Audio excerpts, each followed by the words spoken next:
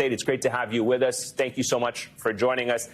Tell us about the real and still present danger from these election lies. You are on the front lines of working to save and protect our democracy. You know the consequences of what these lies mean. Well, the real threat is multifold. First and foremost, election workers, election officials across the country have been leaving in droves, and that's problematic to them and their families for a whole host of reasons. But the greater threat to all of us is that we're going to be going into a 2024 election season here within a year for some jurisdictions like Arizona, who has an early presidential primary, and we're going to be without years and years of experience in our election administration spaces. And so for us, it's not just about keeping our people safe today and in the past and moving forward, but keeping our systems safe and secure and ongoing. The perpetuation of the republic requires some accountability for what has happened, but at the same time, folks across the country need to understand that now is the time for real small d Democrats, folks who believe in democracy of any political stripe, to step up to make sure that we can perpetuate our democracy that serves this republic.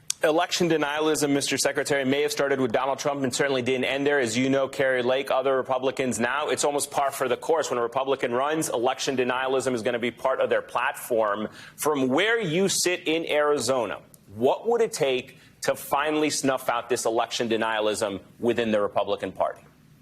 Well, first and foremost, this isn't just about the Republican Party. We've got to hold the folks who chose ratings over the Republic to account. And we have to hold those politicians who know better to account. My successor in office, Recorder Stephen Richer, has mentioned his conversations with several members of his Republican Party who behind closed doors will say they know the big lie is not real, just like some of those Fox News people said in their writings.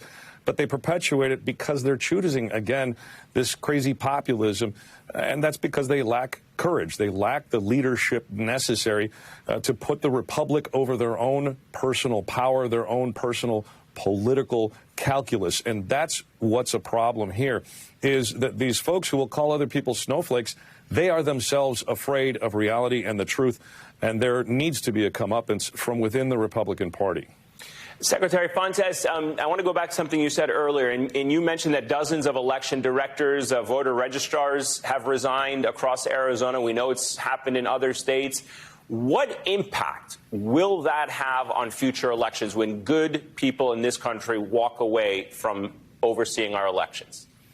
Well, we saw that impact to a degree in Arizona already. In Pinal County, a lack of experience and a lack of actually staffing and training folks resulted in some issues and will continue to result in issues across the country. This is not just for a season. Election administrators have to work 365 days a year in any jurisdiction to make sure that their systems are up to date, that their security systems are solid, that their own training continues and they keep up with any advances that are necessary.